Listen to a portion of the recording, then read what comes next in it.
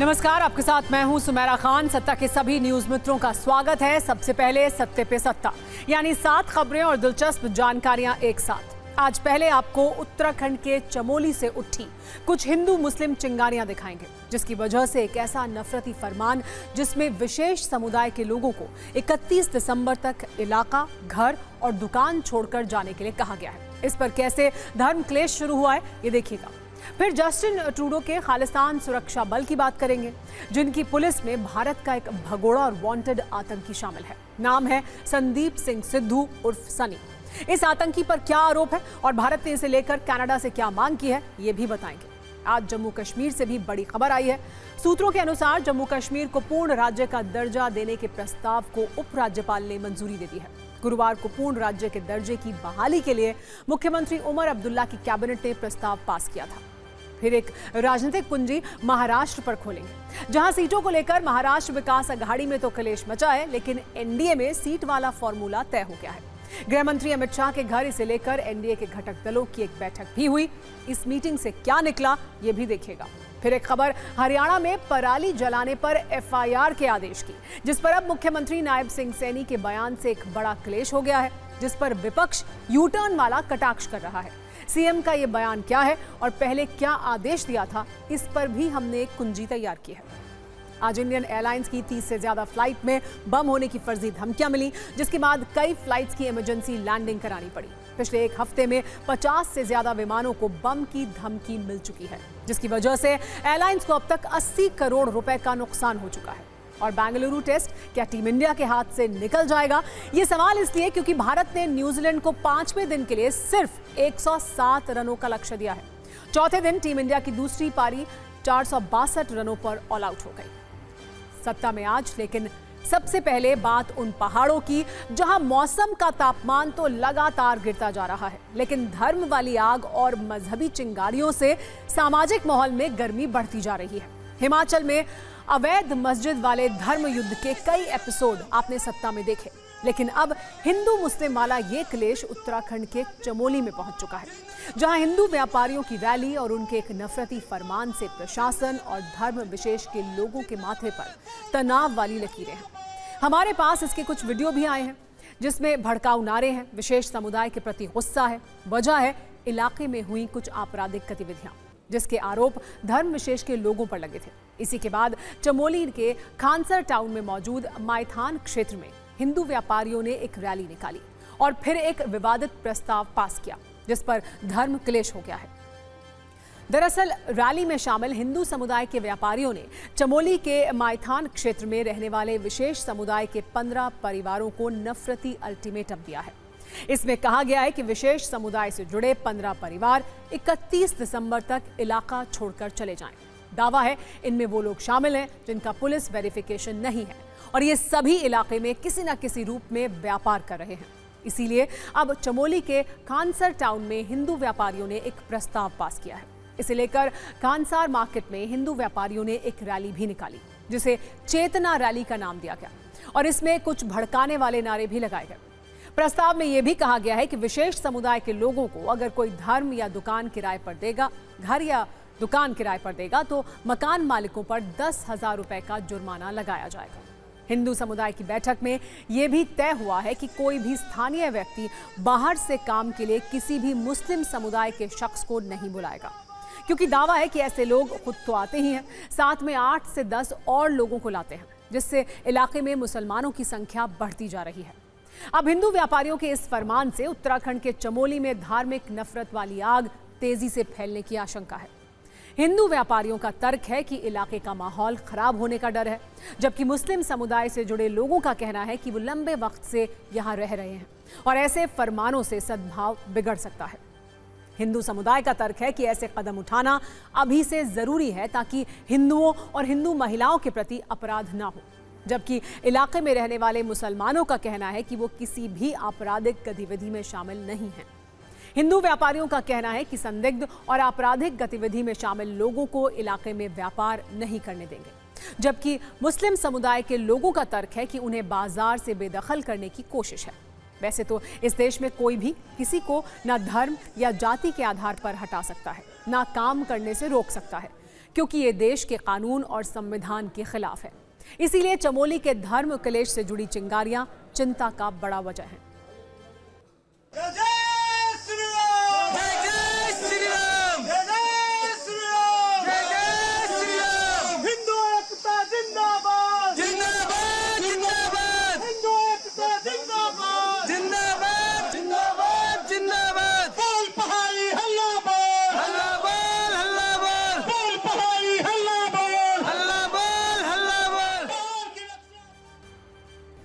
अक्सर आपने midnight crisis के बारे में सुना होगा। देर रात सत्ता के समीकरणों को बदलने वाली खबरें आपने सुनी होंगी, लेकिन सत्ता के न्यूज मित्रों को आज हम मिडनाइट पॉलिटिकल सॉल्यूशन की कुंजी दिखाएंगे, जिसमें बताएंगे कि कैसे एकनाथ शिंदे, अजित पवार और फडणवीस गृह मंत्री अमित शाह के साथ देर रात बातचीत की टेबल पर बैठे और जिस सीट समझौते पर महीनों से खींचतान चल रही थी, दावा है कि उसका ज्यादातर हिस्सा सुलझ गया।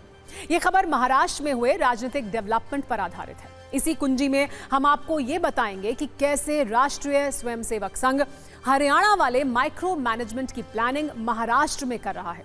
लेकिन शुरुआत करते हैं मिडनाइट सॉल्यूशन की बात से।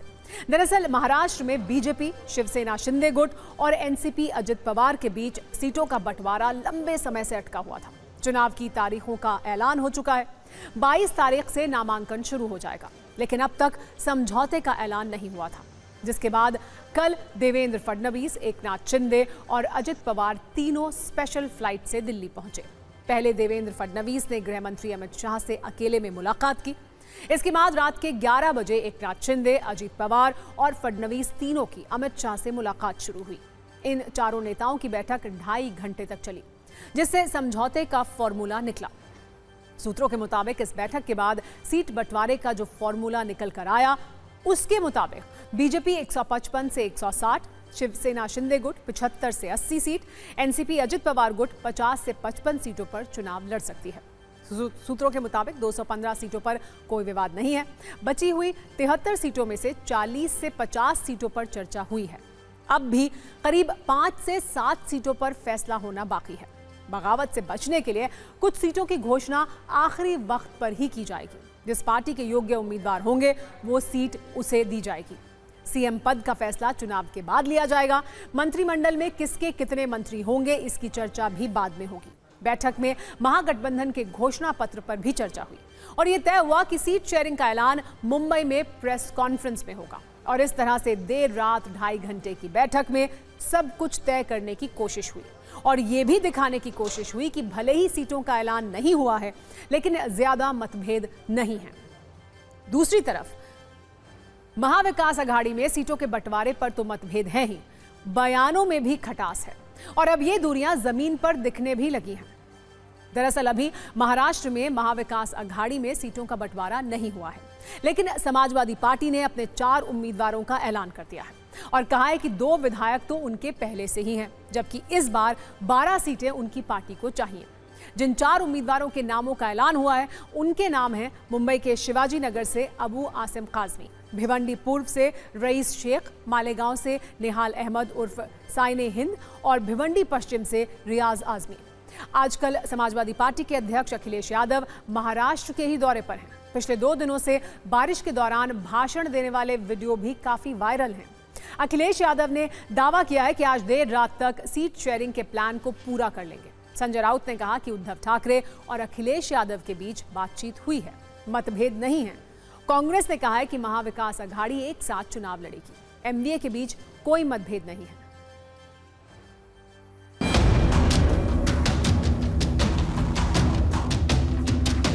कि आज रात देर तक चर्चा पूरी होगी और लगभग पूरा जो हमारा सीट शेयरिंग का जो काम है वो आज हम पूरा कर देंगे।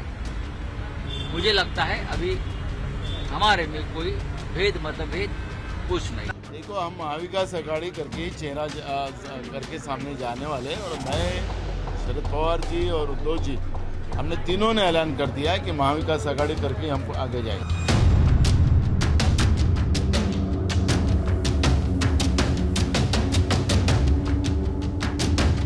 महाविकास अघाड़ी में एमवीए में समाजवादी पार्टी ने 12 सीटें मांगी हैं। 2 विधायक हमारे हैं और हम वो लोग हैं जो कभी कभी कम सीटों पे भी संतुष्ट हो जाते हैं। कम से कम सम्मान की तरह जिस तरीके से समाजवादी लोग यहाँ तैयारी कर रहे हैं, इरशाद हैं। 18 तारीख से नॉमिनेशन भरना शुरू किया जा चुका है और उस दौर में अभी तक इनका यही विवाद है। यही तो हम लोग पहले से आरोप लगा रहे थे कि महाविकास आघाड़ी में आपसी द्वंद्व इतना है, आप आपस में नाइतफाकी इतनी है कि ये अंतिम क्षणों तक उम्मीदवार तय नहीं कर पाएंगे।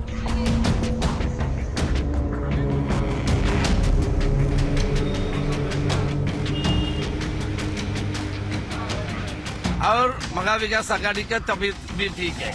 हम एक साथ चलेंगे, कोई मतभेद नहीं है, उसमें कोई मतभेद नहीं है। चर्चा हो जाएगी, कोई प्रॉब्लम नहीं। अब महाराष्ट्र चुनाव में हरियाणा चुनाव वाला एंगल समझते हैं। बीजेपी के हरियाणा चुनाव जीतने के बाद दावा किया गया कि हरियाणा में बीजेपी ने माइक्रो मैनेजमेंट किया था और इसमें आरएसएस का बड़ा रोल था। आरएसएस एक बार फिर से यही रोल महाराष्ट्र में निभाने वाला है। सूत्रों के मुताबिक महाराष्ट्र में आरएसएस ने 60,000 से ज्यादा छोटी छोटी बैठक करने का फैसला लिया है। ये सभी बैठकें सभी विधानसभा क्षेत्रों में आयोजित की जाएंगी।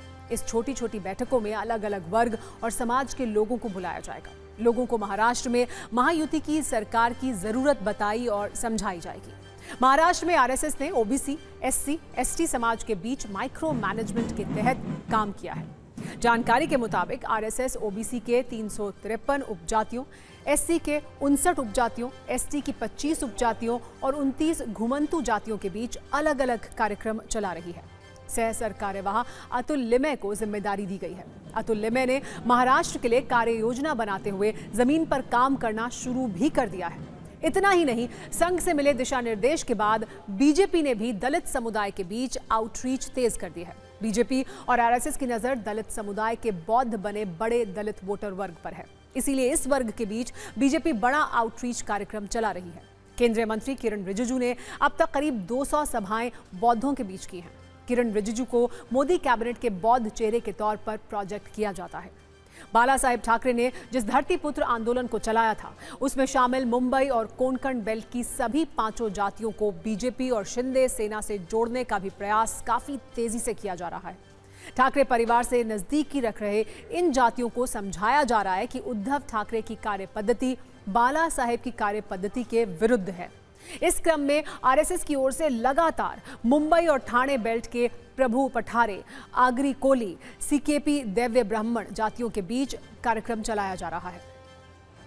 सूत्रों से मिली जानकारी के अनुसार अपने तमाम कार्यक्रमों के अलावा आरएसएस ने बीजेपी को कुछ बिंदुओं पर काम करने की नसीहत भी दी है। जैसे पुराने कार्यकर्ताओं की नाराजगी दूर की जाए, उन्हें पार्टी में तवज्जो मिले, सोशल मीडिया के भरोसे ना रहा जाए, डोर टू डोर संपर्क के तहत काम किया जाए, सभी कार्यकर्ताओं को सक्रिय किया जाए। लोकसभा के चुनाव में कार्यकर्ता गफलत में थे, वही गफलत ना करें, हिंदुत्व के मुद्दे से दूर ना जाएं, जातीय समीकरण को जोड़ते हुए हिंदुत्व के मूल मुद्दे को बनाए रखें। टिकट किसे भी दें, लेकिन मूल कार्यकर्ताओं की अनदेखी ना की जाए। मूल कैडर के जो बीजेपी के कार्यकर्ता हैं, उनकी जवाबदेही हो। विपक्ष के नैरेटिव को हावी ना होने दिया जाए ताकि जनता में भ्रम पैदा ना हो। बूथ को मजबूत किया जाए, मतदान का प्रतिशत 60% से ऊपर ले जाया जाए। संघ ने कहा कि लोकसभा चुनाव में ऐसा देखा गया है कि जहां बीजेपी को वोट मिलते थे, वहां पर उसे बूथ पर 40 से 45% वोट मिले हैं और जहां नहीं मिलते थे, वहां पर 60% पड़े हैं। मतदाताओं की संख्या, मतदान की संख्या बढ़ाई जाए। कार्यकर्ता मतदाताओं को घर से बाहर निकालने के लिए उन्हें प्रेरित करें। कांग्रेस नेता राहुल गांधी संविधान सम्मेलन कर रहे हैं। वो आज झारखंड की राजधानी रांची पहुंचे, जहां उन्होंने शौर्य सभागार में संविधान सम्मान सम्मेलन को संबोधित किया। उन्होंने कहा कि बीजेपी के लोग संविधान को खत्म करने की कोशिश कर रहे हैं, हमें संविधान बचाना होगा। उन्होंने ये भी कहा कि बीजेपी के लोग आदिवासियों को वनवासी कहते हैं, तो वो क्या करने की कोशिश कर रहे हैं। वैसे संविधान सम्मेलन से इतर राहुल गांधी और झारखंड के सीएम हेमंत सोरेन की मुलाकात हुई। इस बीच कांग्रेस और जेएमएम के बीच सीटों के बंटवारे को लेकर सहमति बन गई है। कांग्रेस और जेएमएम 70 सीटों पर मिलकर चुनाव लड़ेगी। बाकी बची सीटों के लिए जल्द ही जानकारी साझा की जाएगी। जब हम जाति जनगणना की बात कर रहे हैं, हम कह रहे हैं कि भैया एक्सरे कराइए, मोदी जी कहते हैं हम नहीं कराएंगे।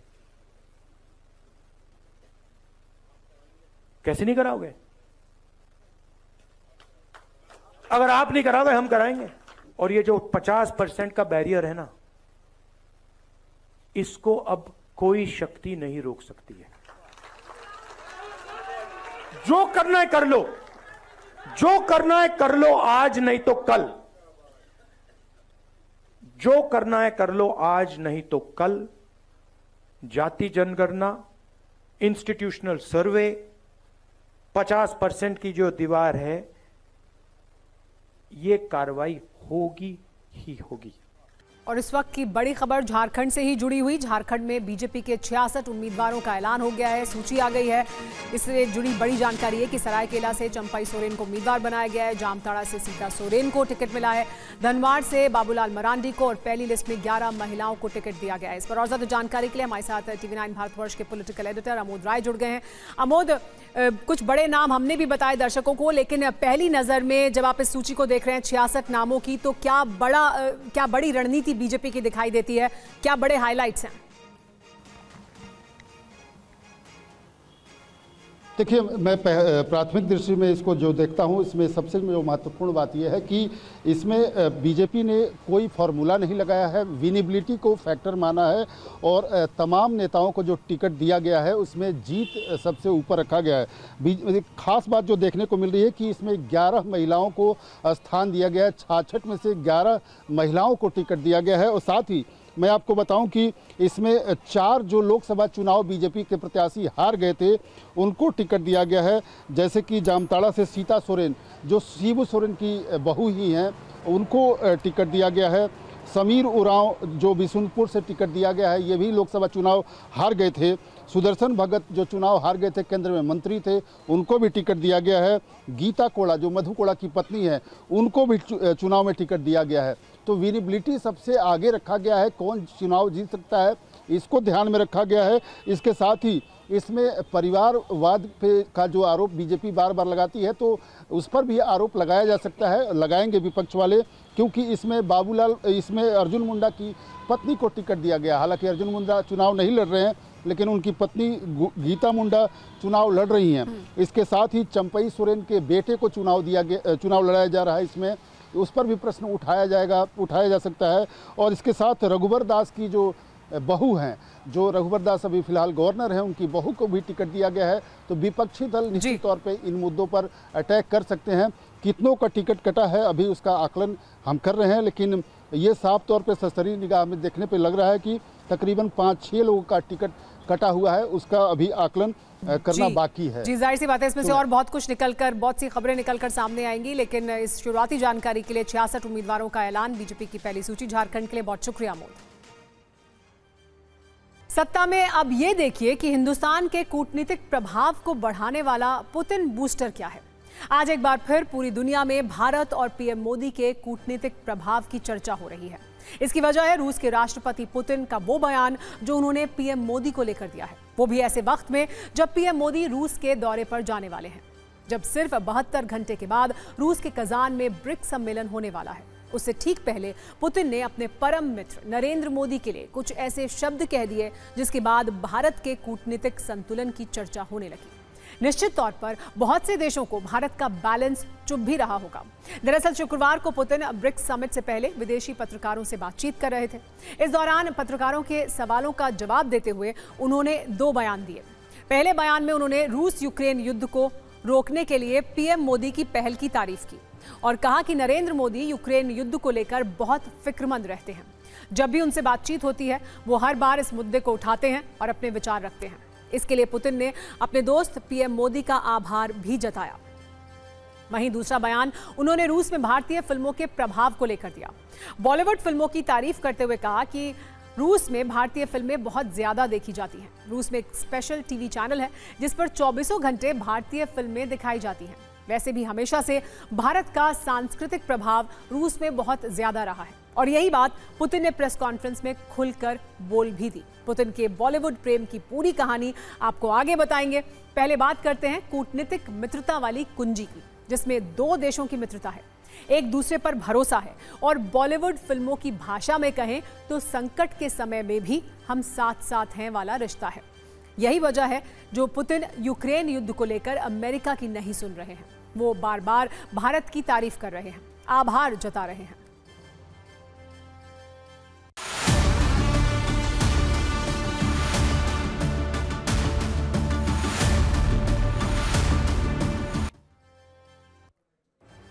भारत और रूस की कूटनीतिक दोस्ती की तस्वीरें तो आपने कई बार देखी होंगी। हर सरकार में, हर दौर में दोनों देशों की परम मित्रता और गर्मजोशी वाली मुलाकातों की तस्वीरें मौजूद हैं। पिछले 2 वर्षों में मुलाकातों की पूरी कूटनीतिक कहानी आपको बताएंगे, लेकिन पहले बात भारत के दोस्त रूस की बॉलीवुड वाली दीवानगी की। सिर्फ 3 दिन बाद पीएम मोदी और पुतिन की मुलाकात भी होने वाली है। संभव है रूस बॉलीवुड को बढ़ावा देने पर चर्चा भी कर सकता है। आपको 3 फिल्मों के नाम बताते हैं जो रूस में सबसे ज्यादा देखी जा रही हैं, और रूस में बॉलीवुड फिल्मों की धमाकेदार यात्रा तब से है जब से दोनों देशों की दोस्ती है। इसे आप ऐसे समझिए, आज से 73 वर्ष पहले 1951 में राज कपूर की फिल्म आवारा आई थी, और इस फिल्म ने पूरे रूसी समाज के दिल में परमानेंट जगह बना ली। राज कपूर को रूस में भी सुपरस्टार और शोमैन माना गया। वर्ष 1982 में बॉलीवुड अभिनेता मिथुन चक्रवर्ती की फिल्म डिस्को डांसर आई थी, जो रूस के लोगों को बहुत पसंद आई थी। और पिछले वर्ष 2023 में शाहरुख खान की फिल्म पठान आई थी, जिसे रूस के लोगों ने बहुत पसंद किया। यानी दौर कोई भी हो, रूस में हिंदी फिल्मों की अलग ही धाक रही है। पीएम मोदी 16वें ब्रिक्स शिखर सम्मेलन में भाग लेने के लिए 22-23 अक्टूबर को रूस जाएंगे। तो सवाल है कि क्या इस दौरान मित्र पुतिन के साथ तमाम गंभीर विषयों के अलावा बॉलीवुड पर भी चर्चा होगी? पुतिन ने इसके संकेत दे दिए हैं, अपनी इच्छा भी व्यक्त कर दी है, और यह भी कह दिया है कि फिल्म उद्योग अर्थव्यवस्था का हिस्सा है और इस पर ध्यान देने की जरूरत है। ब्रिक्स सम्मेलन में इस बार 24 देश हिस्सा ले रहे हैं। चीन के राष्ट्रपति जिनपिंग भी इसमें शामिल होंगे, और 2020 में गलवान मुद्दे के बाद से पहली बार पीएम मोदी जिनपिंग के बीच मुलाकात हो सकती है। ऐसे में इस बात ब्रिक्स सम्मेलन पर पूरी दुनिया की नजर है। TV9 भारतवर्ष पर आपको इस सम्मेलन के सारे अपडेट और वहां से निकलने वाले सभी कूटनीतिक समीकरणों के बारे में हम लगातार बताते रहेंगे। वैसे पीएम मोदी और पुतिन की कूटनीतिक केमिस्ट्री दुनिया के बड़े बड़े देशों की रणनीति पर भारी पड़ रही है, क्योंकि आप भी जानते हैं पिछले 2 वर्ष से रूस और यूक्रेन में युद्ध चल रहा है। इस युद्ध को रोकने के लिए अमेरिका समेत सभी बड़े देशों ने कूटनीतिक कोशिश की, लेकिन पुतिन ना तो किसी की सुनने वाले हैं और ना किसी के सामने झुकने वाले हैं। अगर पुतिन को किसी पर भरोसा है तो वो है भारत और भारत के प्रधानमंत्री नरेंद्र मोदी। आपको बताते हैं युद्ध के दौरान कितनी बार पीएम मोदी और पुतिन के बीच मुलाकात हो चुकी है। इस मसले पर गंभीर बात भी हो चुकी है। पिछली मुलाकात रूस में जुलाई में हुई थी। 9 जुलाई को मॉस्को में पीएम मोदी को रूस का सर्वोच्च सम्मान Order of Saint Andrew the Apostle भी दिया गया था। इस दौरान पीएम मोदी रूस में 26 घंटे तक मौजूद रहे थे और पुतिन के साथ उन्होंने करीब 8 घंटे बिताए थे। दोनों नेताओं में औपचारिक और अनौपचारिक 4 मीटिंग हुई थी। प्राइवेट डिनर, लंच, घर वाले माहौल में गप्पे, ये सब कुछ हुआ था। और इसी दौरान पुतिन के सामने पीएम मोदी ने यूक्रेन युद्ध रोकने की बात कही थी। इसका जिक्र इस बार भी पुतिन कर रहे हैं और उन्होंने ये कहा भी है कि जब भी मोदी से उनकी मुलाकात होती है वो युद्ध पर चिंता जरूर जताते हैं और शांति से इसके समाधान की बात जरूर करते हैं। ब्रिक्स अंग्रेजी का एक शब्द है जिसका मतलब होता है ईंट। जब ब्रिक्स नाम संगठन की शुरुआत हुई तो उस दौरान भी कॉन्सेप्ट यही था, ऐसा संगठन जिसके सदस्यों की इकोनॉमी ईंट जैसी मजबूत हो। उदाहरण के तौर पर 2008-2009 में जब पश्चिमी देश आर्थिक संकट से गुजर रहे थे, उस दौरान भी ब्रिक्स देशों की अर्थव्यवस्था तेजी से आगे बढ़ रही थी। पहले पश्चिमी देश दुनिया की 60% से 80% अर्थव्यवस्था को कंट्रोल कर रहे थे। अब इनकी जगह धीरे धीरे ब्रिक्स देश ले रहे हैं और आज की तारीख में ऐसा देखने को भी मिल रहा है। आज की तारीख में दुनिया में जीडीपी के मामले में ब्रिक्स G20 और G7 के बाद तीसरे नंबर पर है। अब बात हरियाणा की करते हैं, जहां नई सरकार के एक फैसले और सीएम के बयान में अंतर के कारण थोड़ी कंफ्यूजन वाली स्थिति देखी जा रही है। दरअसल दिल्ली में प्रदूषण बढ़ते ही कोर्ट से लेकर सरकारों और नेताओं तक में सक्रियता का संचार हुआ है। हरियाणा सरकार ने 17 अक्टूबर को पराली जलाने वाले किसानों के खिलाफ कार्रवाई का आदेश दिया था। इस आदेश में कहा गया था कि जिस खेत में पराली जलेगी उस खेत की फसल अगले 2 सीजन तक नहीं खरीदी जाएगी। साथ ही साथ FIR भी दर्ज की जाएगी। इस पर विपक्षी दलों ने सरकार को घेरना शुरू किया। सरकार चुनाव जीतते ही किसानों के विरुद्ध फैसले लेने लगी है। फिर सीएम नायब सिंह सैनी ने सफाई दी और कहा कि हमारे किसान समझदार हैं, कोई पराली नहीं जलाएगा और ना ही एफआईआर होगी। विपक्ष ने भी सरकार को घेरा। कांग्रेस नेता भूपिंदर हुड्डा ने कहा किसानों पर एफआईआर कराना गलत है। अब इस पर सवाल ये उठ रहे हैं कि जब एफआईआर नहीं होगी तो सरकार ने एफआईआर वाले आदेश क्यों जारी किए। सीएम कुछ और कह रहे हैं और सरकारी आदेश कुछ और है। एग्रीकल्चर डिपार्टमेंट का एक नोटिफिकेशन आया है कि पराली अगर कोई भी किसान जलाएगा तो 2 सीजन तक उसकी फसल नहीं खरीदी जाएगी, एफआईआर भी लॉन्च। नहीं, ऐसा कोई वो नहीं है। हमने कहा है हमारा हरियाणा का किसान बहुत ही प्रबुद्ध जन है। मैंने आज भी इस बात को कहा है कि हमारे किसान अगर कोई पराली जलाता है उसको समझाएं। अगर कोई भी इंस्ट्रूमेंट की आवश्यकता है, सब्सिडी के ऊपर हम उपलब्ध करा रहे हैं, कोई दिक्कत नहीं है और उसका रोजगार का साधन खड़ा हो रहा है। हमारा किसान बहुत ज्यादा प्रबुद्ध जन है। गवर्नमेंट का लेटर है। हाँ, लेटर तो जारी हुआ सबके पास। फिर मुख्यमंत्री जी ने कैसे कह दिया कि नहीं सरकार के लिए क्या हो रहा है। सवाल ये है, ये जो है छोटे किसान जो है 1 एकड़ का है, 2 एकड़ का है, वो पराली का क्या करे। तो ये गलत है। किसान का जो ये फसल ना खरीदना और इस किस्म के कड़े किस्म के बजाय समाधान ढूंढना चाहिए। हूटर बज चुका है, यानी सत्ता में आज का वक्त खत्म हो गया है। कल शाम 7 बजे आपसे फिर मुलाकात होगी। तब तक सभी न्यूज़ मित्रों से हमारी गुजारिश है कि वो सत्ता की न्यूज़ रील्स को ज़्यादा से ज़्यादा शेयर करें और मुझे दें इजाज़त।